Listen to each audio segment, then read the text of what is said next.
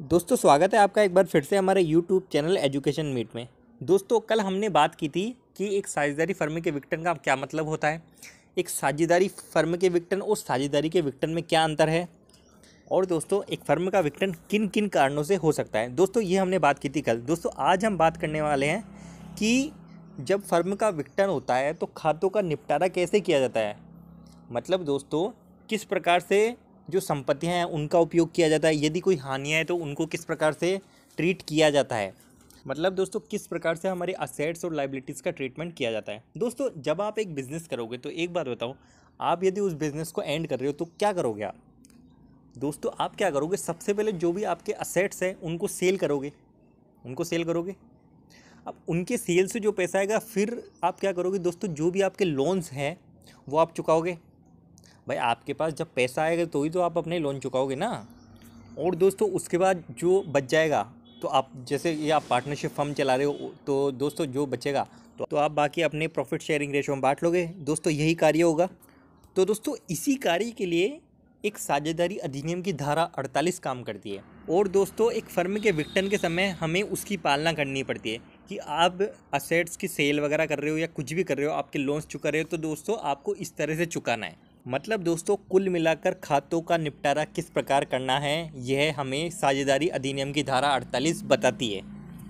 दोस्तों इसके अनुसार पहली कंडीशन, यदि हानियां है, यदि फर्म में कुछ हानियां है तो दोस्तों उसको कैसे चुकाया जाएगा। दोस्तों सबसे पहले उन्हें जो भी फर्म के लाभ हैं उनमें से चुकाया जाएगा। अब दोस्तों आप बोलोगे यदि सर हानियां हैं तो उसको लाभ में से कैसे चुकाएंगे, जब अपने पास हानि है तो लाभ कहाँ से आया। दोस्तों ऐसा थोड़ी होता है कि आपने अभी तक कुछ कमाया नहीं, आपने कमाया तो है ना, प्रॉफिट तो कमाया होगा। हो सकता है आपको पिछले कुछ सालों में हानियाँ हुई हो, लेकिन दोस्तों ऐसा नहीं है कि आपने कभी लाभ कमाया ही ना हो। तो दोस्तों जो हानियाँ होती है, जो अपने लाभ होते हैं उनमें से यदि मान लीजिए दोस्तों लाभ कम भी है, आप बोलो कि लाभ कम है हानियाँ ज़्यादा है, तो दोस्तों सबसे पहले जो लाभ है उस लाभ में से हानियों को चुकाया जाएगा। इसके बाद दोस्तों यदि अभी भी हमारे पास हानि बच रही है, लाभ में से चुका दिया, लाभ का जो भी था वो निपटारा कर दिया, लेकिन फिर भी हमारे पास हानियाँ बच रही है तो दोस्तों फिर हमें पार्टनर्स की कैपिटल में से वो चुकाना होगा। पार्टनर्स की कैपिटल में से हानियों को चुकाया जाएगा। दूसरा नंबर, यदि दोस्तों फिर भी हानियाँ बच रही है तो दोस्तों फिर पार्टनर अपने प्रॉफिट शेयरिंग रेशो में वो चुकाएंगे और अपनी पर्सनल असेट से चुकाएंगे। अब यहाँ दोस्तों ध्यान आपको ये रखना है कि पर्सनल असेट्स में उसके वाइफ के और उसके बच्चों की संपत्तियों को इंक्लूड नहीं किया जाएगा। और जब भी पर्सनल असेट्स को यूज में लिया जाएगा तो पहले पार्टनर्स के पर्सनल जो दायित्व है, पर्सनल उसके कोई लोन्स वगैरह रिस्पॉन्सिबिलिटीज़ हैं उनका पहले निपटारा करेगा, फिर वो फर्म के काम के लिए देगा अपनी पर्सनल असेट्स। ये प्रोसेस होगी किसी पार्टनर के पर्सनल असेट्स को यानी निजी संपत्ति को यूज में लेने की। तो दोस्तों जैसा कि मैंने बताया, यदि हानियां है फर्म में तो उसको सबसे पहले लाभ में से जो भी लाभ हैं, उसके बाद दोस्तों पार्टनर्स की कैपिटल में से, और दोस्तों उसके बाद पार्टनर्स की निजी संपत्ति यानी पर्सनल असेट से चुकाया जाएगा। तो दोस्तों ये तो बात रही कि हानियों का कैसे क्या ट्रीटमेंट करना है।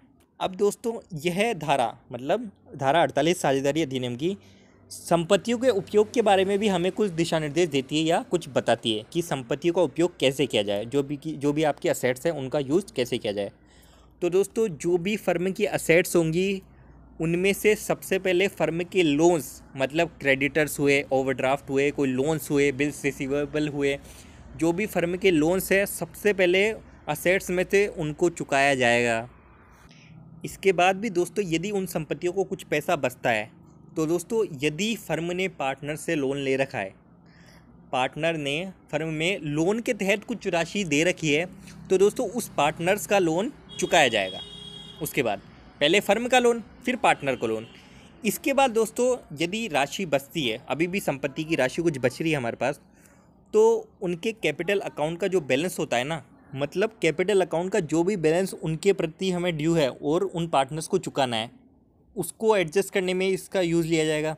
और दोस्तों यदि उसके बाद भी असेट्स का कुछ पैसा हमारे पास बच जाता है तो दोस्तों सभी पार्टनर्स के उनके प्रॉफिट शेयरिंग रेशो में वो ट्रांसफ़र कर दिया जाएगा।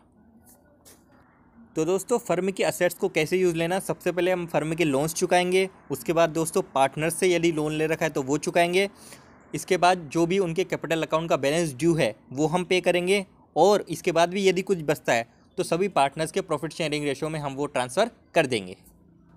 दोस्तों यहाँ पर एक बात मैं आपको बता दूँ, यदि किसी पार्टनर के कैपिटल अकाउंट का डेबिट बैलेंस है, डेबिट बैलेंस का दोस्तों मतलब होता है हानि, मतलब उस पार्टनर की हानि है ये कि उसके कैपिटल अकाउंट का डेबिट बैलेंस है। मतलब दोस्तों फर्म उसे कुछ नहीं देगी, उसे फर्म को देना है। मतलब या तो लोन्स हो गए, उसने कुछ भी हुआ, उसके कैपिटल अकाउंट का माइनस में बैलेंस चल गया, मतलब डेबिट बैलेंस चल गया, ये मान लीजिए आप। तो ऐसी स्थिति में यदि दोस्तों वो पार्टनर अपना पैसा वापस लौटाने में असमर्थ रहता है, तो दोस्तों ये कंपनी के लिए कैपिटल लॉस होगा, पूंजीगत हानि होगी, जो कि दोस्तों फर्म के विघटन होने पर, मतलब फर्म की समाप्ति पर वो जो हानि है ना, वो बाकी के जो पार्टनर है ना अपने रेशो में वहन करेंगे। वैसे दोस्तों इसका कोई भी अकाउंटिंग ट्रीटमेंट नहीं किया जाता, मैंने केवल आपकी नॉलेज के लिए बताया। तो दोस्तों हम कहते हैं, मैंने बताया था आपको कि यदि हानियाँ हो तो क्या करना है, परिसंपत्तियों का उपयोग कैसे करना है। अब दोस्तों ये तो सीख लिया हमने कैसे करना है। अब इसका एक्चुअल में अकाउंटिंग ट्रीटमेंट कैसे किया जाता है, मतलब किसके द्वारा यह किया जाता है। मतलब फर्म की संपत्तियों को निपटारे के लिए और दायित्वों को चुकाने के लिए और इनका जो भी लाभ हानि है, इन सभी चीज़ों के लिए दोस्तों एक अकाउंट बनाया जाता है जिसका नाम है वसूली खाता, यानी रियलाइजेशन अकाउंट। फर्म के विघटन पर यह बनाया जाता है वसूली खाता।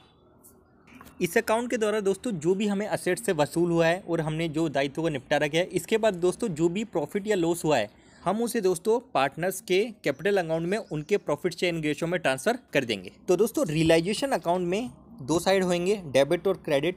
दोस्तों जो भी फर्म के असेट्स है वो ट्रांसफ़र की जाएगी डेबिट साइड में, जो भी फर्म के असेट हैं, और जो भी फर्म के लाइबिलिटीज़ हैं, दायित्व है, वो ट्रांसफ़र किए जाएंगे क्रेडिट साइड में, रियलाइजेशन अकाउंट के क्रेडिट साइड में। ये ट्रांसफ़र कर दिए दोस्तों। अब दोस्तों यदि आप सेल करोगे, असेट्स की सेल करोगे, तो अपने पास क्या होगा, बैंक में पैसा आएगा। बैंक में पैसा आएगा तो उसकी एंट्री क्या होगी दोस्तों, बैंक अकाउंट डेबिट। वहाँ दोस्तों असेट्स का नाम नहीं लिखेंगे, वहाँ हम लिखेंगे रियलाइजेशन का नाम, क्योंकि सारी असेट्स ट्रांसफ़र हो चुकी है रियलाइजेशन में। और अब जो भी एंट्री, जो भी अकाउंटिंग ट्रीटमेंट होगा वो रियलाइजेशन के नाम से होगा कि बैंक में पैसा आएगा, bank account debit to realisation account, मतलब जो वो संपत्ति जा रही है रियलाइजेशन के नाम से और बैंक में हमारे पास पैसा आ रहा है। तो दोस्तों यानी रियलाइजेशन क्रेडिट हुआ। तो इस एंट्री के माध्यम से दोस्तों मैं आपको ये समझाना चाह रहा हूँ कि जो भी फर्म की संपत्तियों से हमें वसूल होगा, जो पैसा आएगा हम बेचेंगे, तो वो दोस्तों रियलाइजेशन अकाउंट के क्रेडिट साइड में जाएगा, क्योंकि क्या एंट्री हुई थी, by bank, bank account debit to realisation. तो दोस्तों इससे अपन ने क्या सीखा कि जब ट्रांसफ़र किया जाएगा ना असेट्स को, सीधे काई में से ट्रांसफ़र करेंगे हम, बैलेंस शीट में से, जो भी बैलेंस शीट बनी हुई है उसकी लास्ट बैलेंस शीट पहले ट्रांसफ़र गई हुई है डेबिट साइड में, लेकिन जब पेमेंट होगा उनका, जब हम बेचेंगे, जो उससे पैसा आएगा वो क्रेडिट साइड में जाएगा। इसी तरह दोस्तों लाइबिलिटीज़ का ये है कि लाइबिलिटीज़ सबसे पहले आएंगी क्रेडिट साइड में, और जब हम उनको चुकाएंगे तो दोस्तों वो चुकाएंगे डेबिट साइड से।